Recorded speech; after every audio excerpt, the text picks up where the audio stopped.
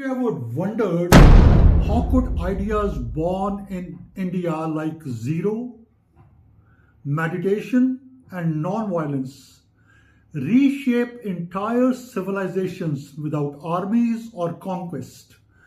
What does it mean when Dalrymple, in his book The Golden Road, calls meditation not an escape but a form of resistance? A resistance powerful enough to shake empires. And why do history books celebrate Rome and China, yet overlook India's quiet dominance through spiritual centers?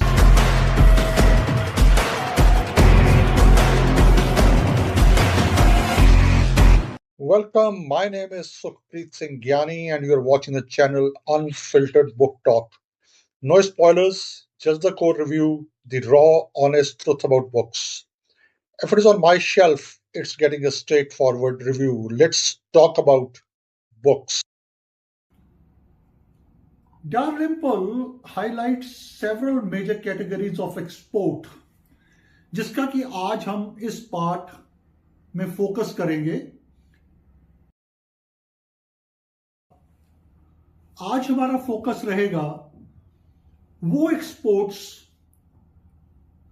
जो उस time में हुए, जो हमने last episode में refer किए थे, जिनको विलियम डार्लिंपल अपने इस चैप्टर में कहते हैं कि उन एक्सपोर्ट्स ने ऊपर ऐसे चेंजेस लेके आए जो शायद मुमकिन नहीं थे। सबसे पहले वो बात करते हैं रिलीजन की। रिलीजन के अंदर the most visible export is of Buddhism and Hinduism. William Dalrymple यहां मेंशन करते हैं अ गेल ऑफ स्टिलनेस के अंदर, these religions born in India travelled peacefully. और वो पीसफुली ट्रेवल कैसे हुए? Through the Monks, merchants and missionaries. Let us understand कि यहां पर इंडिया में उस समय शिप्स भर भर के मर्चेंट्स आते थे जो यहां से इंडिया के प्रोडक्ट्स को लेके वापस अपनी कंट्रीज जाते थे। उन्हीं शिप्स में ये मॉन्क्स और हमारे मिशनरीज ट्रैवल करते थे और हमारी आइडियोलॉजी को दूसरी कंट्रीज में पहुंचाने का उन्होंने एक सक्सेसफुल काम किया।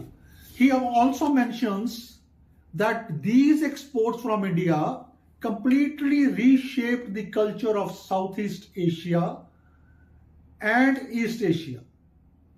Then he also mentions about mathematics and science. He says India gave the world the concept of zero, the decimal place value system, and also algebra and trigonometry. William Dalrymple says that these mathematics ideas traveled through the Arab world and eventually revolutionized European science and commerce. Then he also mentions about astronomy.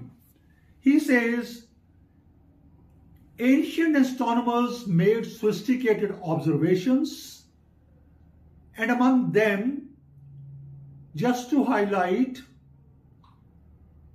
few prominent ones out here, William Dalrymple mentions that the Indian astronomers proposed a spherical Earth, and Indian astronomers also proposed the Earth is rotating on its own axis. Then Dalrymple mentions about history of quiet dominance. ये बड़ा strong word है, quiet dominance. And he in his own ways wants to update history. He argues that India was far more important and central during ancient period than we usually hear. And he raises a question कि ऐसा क्यों हुआ? Why this was happening? He says the history books of that time were focusing too much on stories of China and Rome and in a way they were neglecting the achievements of India. Then the writer introduces us to another important concept called the stillness as resistance. And he emphasizes that meditation, जिसके लिए कि India आज भी जाना जाता है, was not a mean to escape. It was a mean to develop internal strength, leading to resistance. So he says meditation is not running away, it is fighting back. Meditation, वो कहते हैं भागना नहीं है, ये तो असली फाइट बैक है. This quote means that life के चैलेंजेस का सामना सिर्फ साइलेंस नहीं, बल्कि एक पावरफुल इनर स्ट्रेंथ है. Dalrymple emphasizes it was a wave of calmness. What beautiful lines he writes.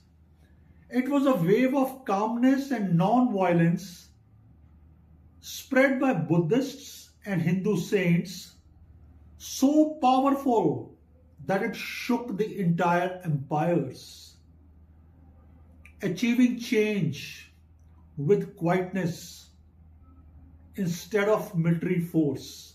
अब जब डालरिम्पल यहां पर shook entire empires की बात करते हैं, वो कोई तख्ता पलट की बात नहीं कर रहे, वो बात कर रहे हैं, he is talking about the change in mindsets of the people of those areas,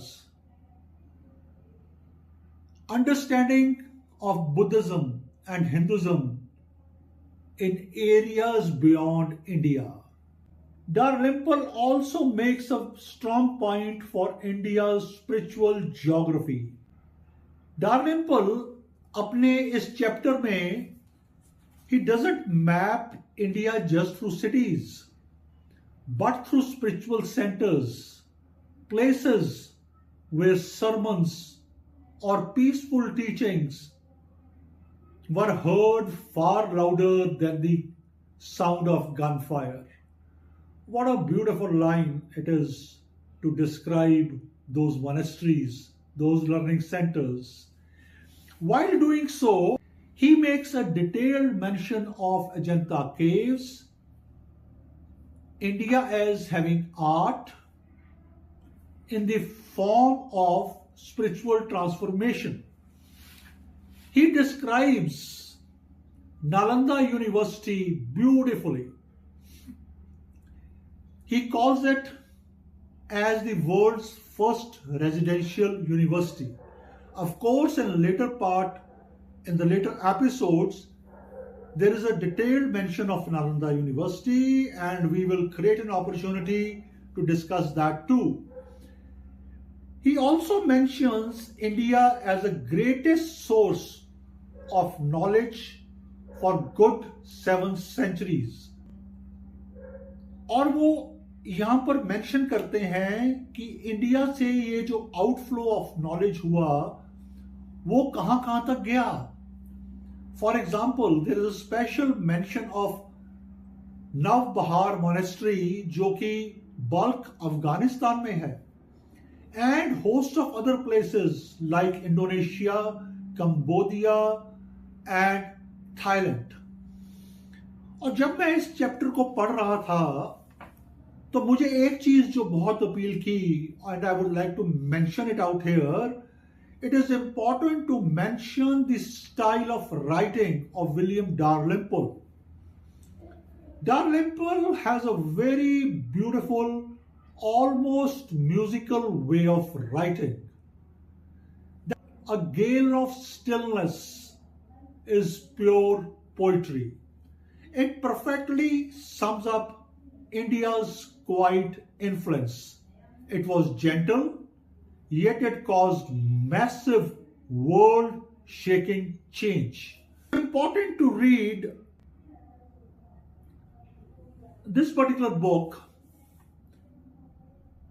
as it highlights the relevance of that history even today. In today's noisy world, this chapter feels like a breath of fresh air. You get to feel that transformation begins not with shouting, but with listening, but with meditation, but with calmness. This was the Gale of Stillness.